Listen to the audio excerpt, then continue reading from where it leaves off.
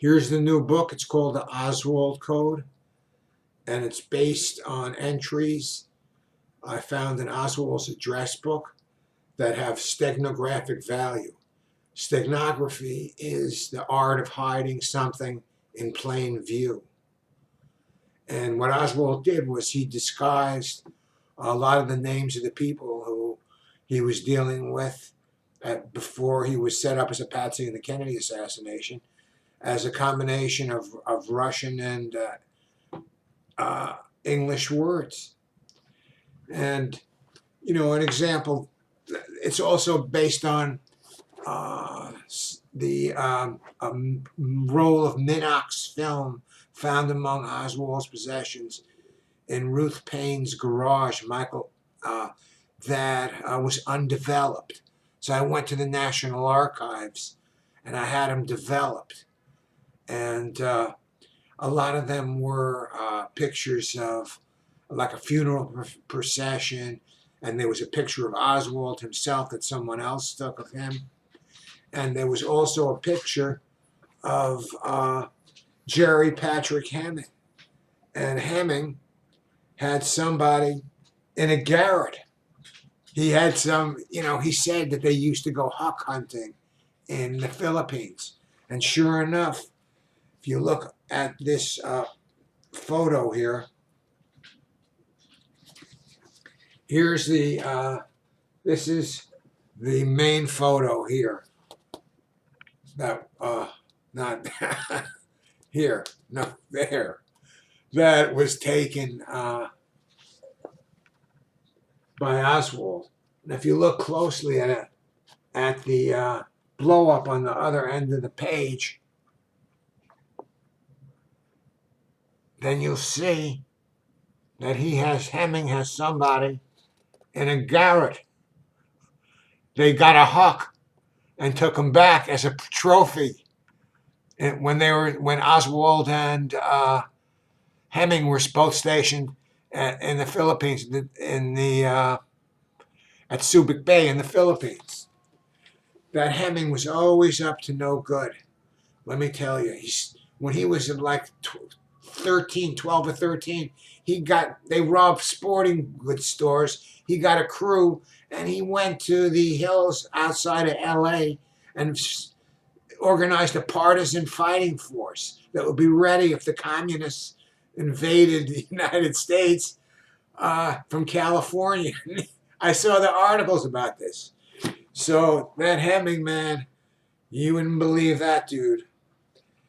So that's part of it. Another part of it is like, showing stuff that the Warren Commission failed to come across, like this. This is, the top is a diagram found in Oswald's address book, and the bottom is a picture of the back of General Walker's crib, basically. What happened was Walker was helping out Hemming, so Hemming had Oswald shoot at him, and it would redound to Walker's benefit after the assassination. Wow, what a dude. He went after the president, and he put General Walker on the same level and went after him too.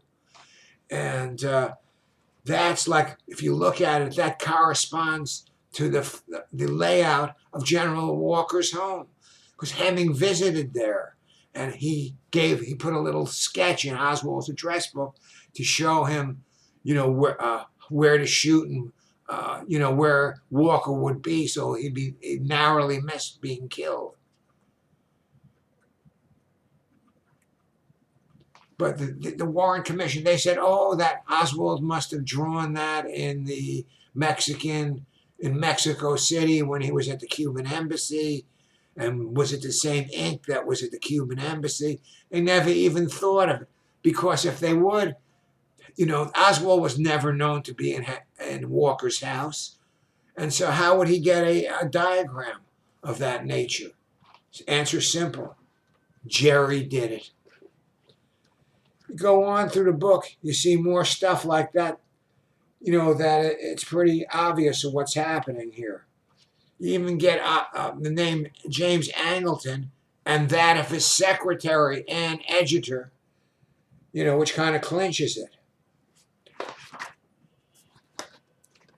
Of course, you have the name Fiorini in here, Frank Fiorini, as you can see.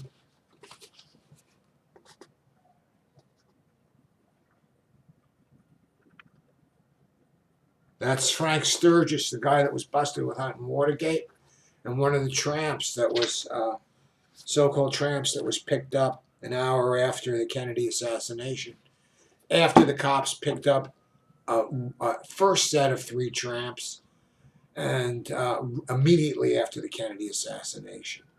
But the FBI, Oliver Buck Revell and some CIA assets, tried to, were in attempt to discredit the tramp shots by saying they'd been identified as vagrants, when there was distinctly 2 sets of 3 tramps picked up. And I have the police dispatchers' records from the Warren Commission here, along with the arrest records showing the discrepancy in times. And there's a picture of Fat Frank, the psychopath, and there's the tramp. So, it was difficult fighting the CIA. You're going to lose, but hey, I'm still here, right? Let's see what else we have here. Oh, we have Hemming's employment application with the CIA, which, he puts down Klein Sporting Goods as a reference, was where he told Oswald to order his Mannlicher Carcano from. So we just go on and on and on. We have Eduardo de Torres. You look at it here, you'll see that it says editor, director, and then over here, if you look at it a different way, it's de Torres. Eduardo de Torres. De Torres was the head of intelligence of the Bay of Pigs Brigade, and he was captured by Castro and, tortured and ransomed, and he came back to the United States, and he was not a happy camper. He wanted revenge on Kennedy for turning him over to that bearded mongrel dog. How can a dog have a beard, right?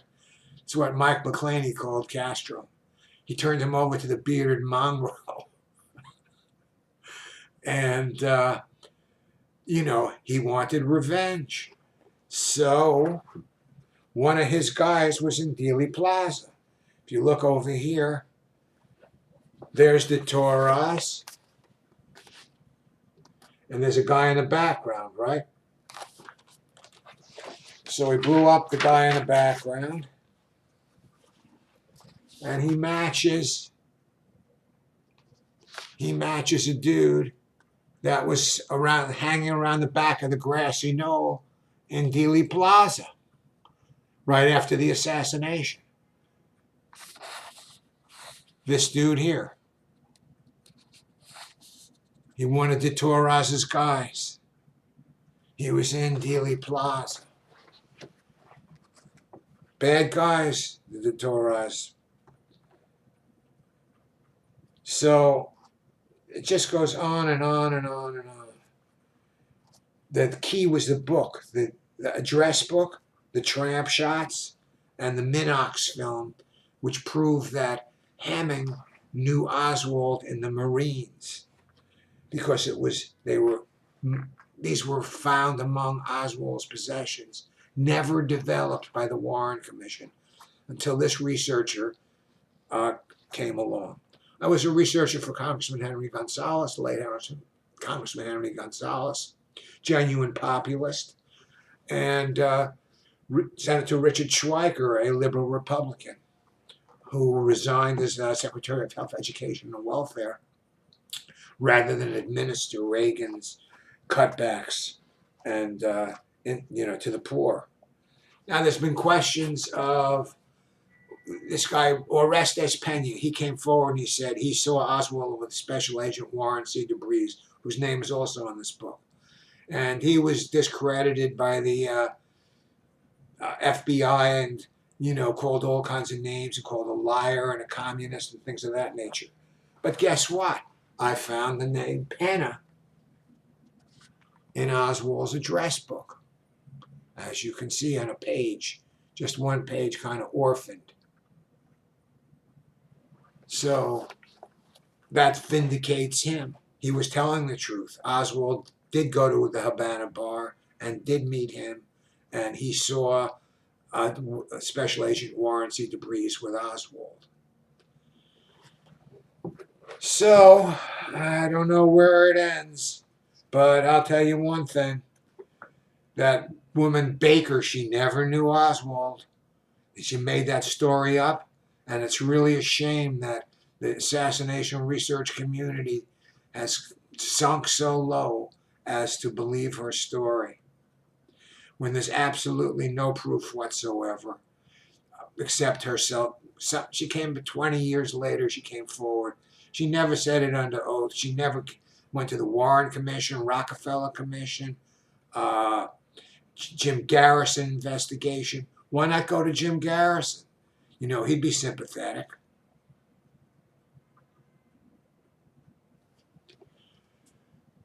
So that's the story. Buy the book. It's available on Amazon. It's like I priced it at $19.63, but they cut the price down. And, it's the real thing. It's based on evidence, not based on Oswald's flip-flops, or endorsed by Jesse Ventura, who believes that 9/11 was a government conspiracy.